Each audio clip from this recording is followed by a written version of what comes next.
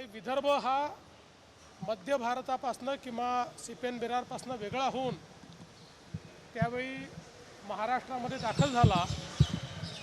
त्यावेळच्या रेव्हेन्यू रेकॉर्ड्समध्ये या सगळ्या जमिनी झुडपी जंगल अशा प्रकारे लिहिण्यात आल्या।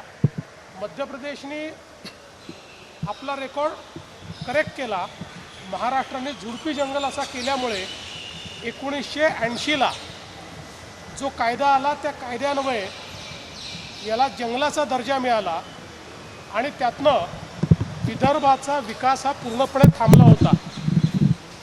मी सांगून देऊ इच्छितो की नागपूर रेल्वे स्टेशनची बिल्डिंग असेल, हायकोर्टाची बिल्डिंग असेल, अशा अनेक बिल्डिंग यांचा जुना रेकॉर्ड पाहिला तर त्या झुडपी जंगलाच्या जागांवर आहेत। आणि म्हणून 45 वर्ष ही मागणी होत होती की यातनं काही ना काही दिलासा हा मिळाला पाहिजे। विदर्भातले सिंचनाचे प्रकल्प, विकासाचे प्रकल्प हे सगळे मोठ्या प्रमाणात अडले होते। आज माननीय सर्वोच्च न्यायालयाने या संदर्भात निर्णय दिला आहे। 1996 पूर्वी ज्या जमिनी ग्रँट झालेल्या आहेत त्याला एक प्रकारे एक्झम्पशन मिळालेलं आहे। 96 नंतर ज्या जमिनी ग्रँट झालेल्या आहेत त्या संदर्भात एक प्रोसेस दिलेली आहे की ज्या प्रोसेसचा अवलंब करून राज्य सरकार केंद्र सरकारकडनं त्या जमिनी मागू शकते।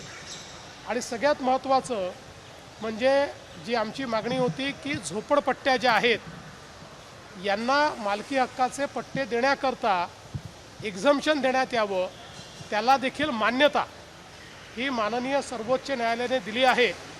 नागपूरचा जर आपण विचार केला तर एकात्मता नगर आहे, रमाबाई आंबेडकर नगर आहे, किंवा तकियासारखी आहे, चुनाभट्टीसारखा भाग आहे, किंवा वाडीचे आंबेडकर नगर आहे, अशा अनेक झोपडपट्ट्या आहेत की ज्या झुडपी जंगल या संज्ञेत असलेल्या जागेवर बसले असल्यामुळे त्यांना मालकी हक्काचे पट्टे मिळत नाहीत। त्यामुळे आता मोठ्या प्रमाणात ग्रामीण भागामध्ये देखील लोकांनी गरजेपोटी बांधलेले घर आहेत त्या घरांना नियमित करून त्यांना त्याचे पट्टे देता येतील। आणि म्हणूनच मला असं वाटतं की एकूणच अतिशय चांगला निर्णय झाला आहे।